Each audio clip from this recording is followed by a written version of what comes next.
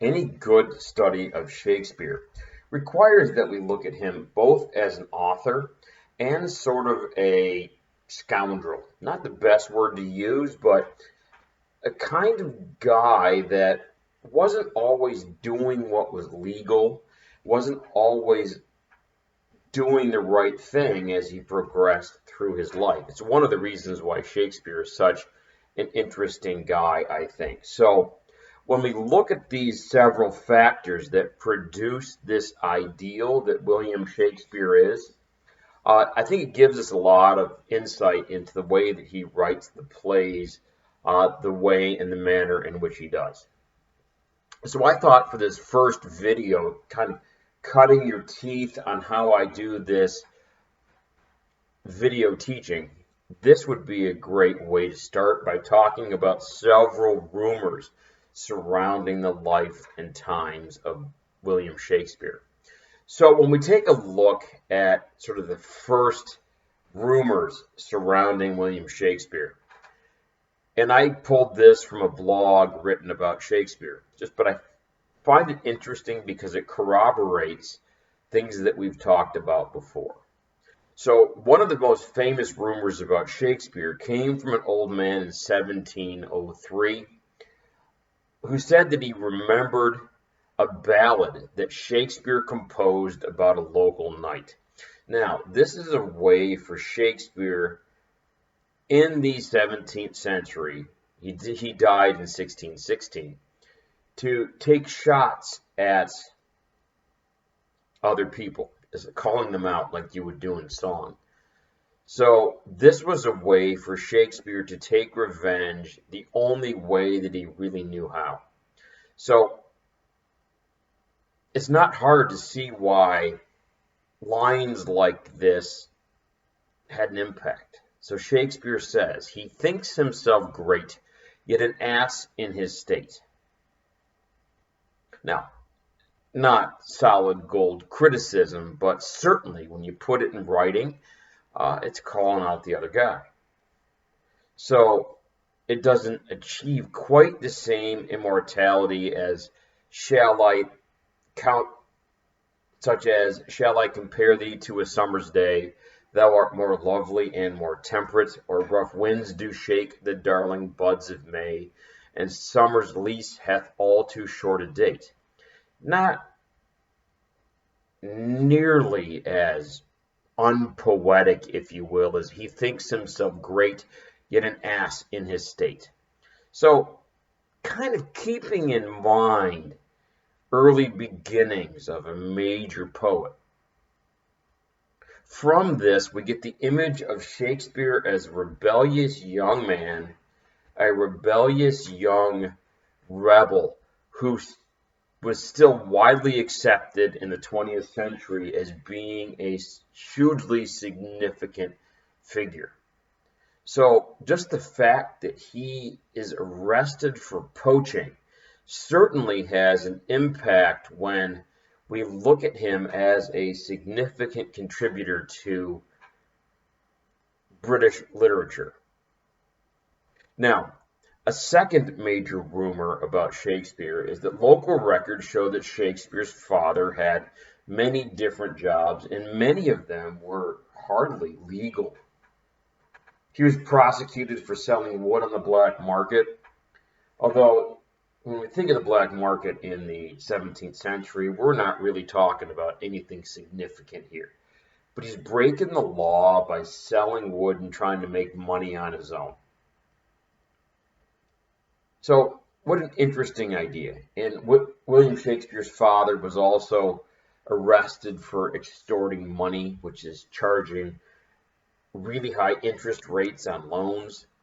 We know that in the 17th century, there was a work published by John Aubrey that asserts that Shakespeare's father was a butcher. And I have been told heretofore by some of the neighbors that when he was a boy, he exercised his father's trade. But when he killed a calf, he would do it in a high style and make a speech. What an interesting idea. Shakespeare would butcher animals for his father like any business person would do, but he tended to quote poetry while he participated in the butchering of animals. Now, not the best anecdote, but certainly interesting. People that quote poetry while committing crimes. It seems to me I've seen that somewhere in a film. It might sound like an anecdote about a psychopath more than it does about a famous figure in British literature, but Aubrey's story is sort of like an emblem. The term I use is emblematic, emblematic, emblematic of the respect that Shakespeare was getting for his reputation and for the things that he had done. Now, those are two pretty inflammatory rumors. Now, by themselves, probably not that big of a deal, especially in comparison to the things that we see in the 21st century. But scandalous nonetheless when you look at the context of the time. A third significant rumor is the idea that Shakespeare is unlearned or uneducated. So Shakespeare and his fellow playwright, Ben Jonson, who we'll take a look at the end of the first semester, maybe into the second semester, they had a long-running friendship and they had a rivalry. They were consistently competing with each other. Aubrey writes that Shakespeare was wont to say he never blotted out a line in his life. Said Ben Jonson, I wish he had blotted out 1,000. What an interesting idea. Shakespeare says, I never ever made a mistake. And a contemporary, a competitor, if you will, said, well, you know what? He probably should have blotted out 1,000, which means he's wordy. He doesn't need to use as much language as he does to be poetic. Now, if you think back to Romeo and Juliet, this makes a ton of sense. Jonson is also responsible for the assertion or rumor that Shakespeare knew little Latin and less Greek. But a contemporary anecdote from the diary of John Manningham suggests that this was a running joke. So, it's a joke that Shakespeare doesn't know his Greek or Latin, which implies that he didn't try in school. It implies that he was pretty content not knowing the things that a learned person would know. Manningham sets the scene by explaining that Shakespeare was made godparent to Jonson's son and was worrying about what to buy for the christening. Eventually, he says, Ben, I'll give him 12 good Latin spoons. Latin, Lattin, was a type of metal. And you shall translate them. You get it? You get the joke? So, it's a play on words. The Latin spoon is a metal spoon, but it plays on the word Latin. It's a joke. Right now, you're supposed to be laughing out loud at how funny that is. But I think, again, this is kind of a significant idea. Shakespeare doesn't have this supposedly high-class education, but he certainly knows how to be humorous. These are things we look for in tragedy because it provides comic relief. Now, by definition, comic relief is the idea, and I'm writing it down in my notes.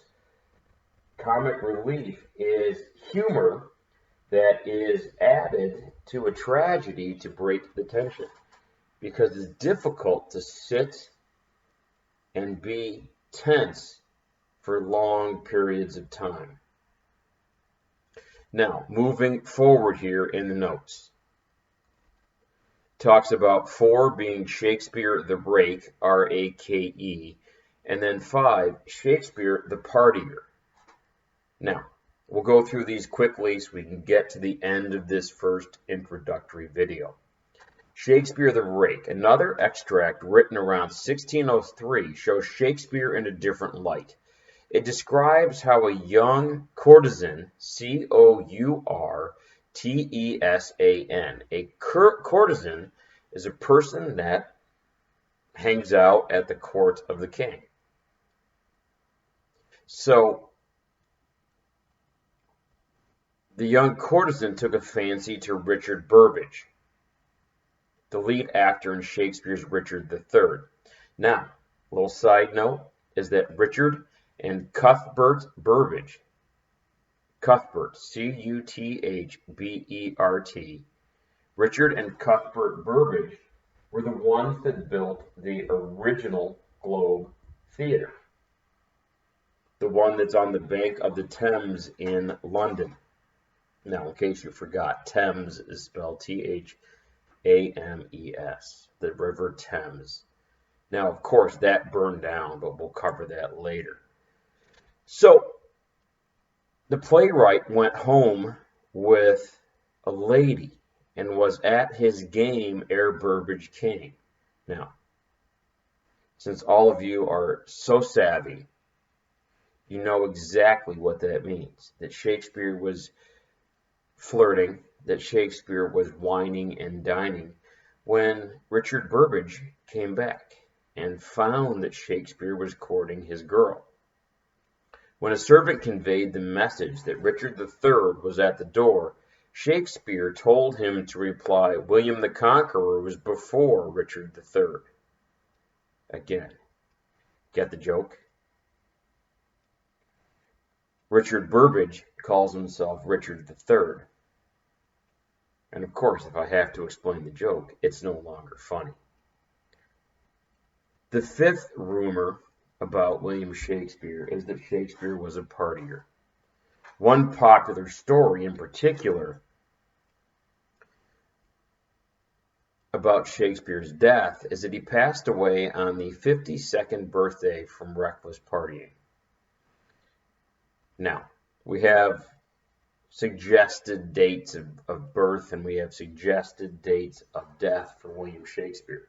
We know that he was born on April 23rd, I believe it was 1564, and ironically he dies on April 23rd, 1616.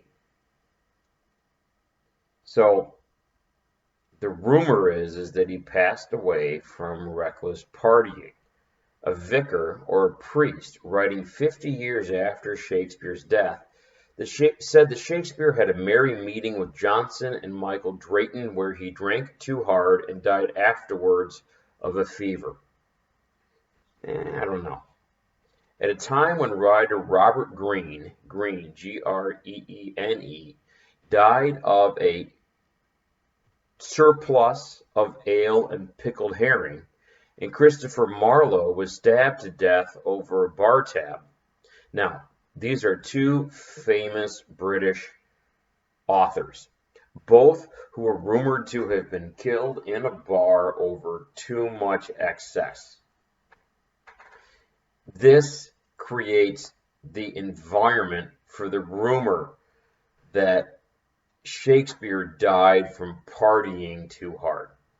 Shakespeare's actual cause of death remains unknown. But hey, as we already know, when we don't know things, we certainly go out of our way to create a great story. So these are 5 rumors surrounding William Shakespeare. While it's difficult to trust the truth of these stories, they at least reveal sort of what the common attitudes are towards Shakespeare. We don't know, so we make it up. Some seek to humanize Shakespeare, making him like an average, everyday guy. But even then, the humor lies in the tension between the man and the iconic status that he achieved. So we have to look at how he's a human being, but how he has become idolized through the course of study. So I think, again, interesting. Aubrey, that author again, states that Shakespeare's fame would remain as long as the English tongue. So soon after his death, the myth was already about what Shakespeare had become, as much or probably even more than what he had been.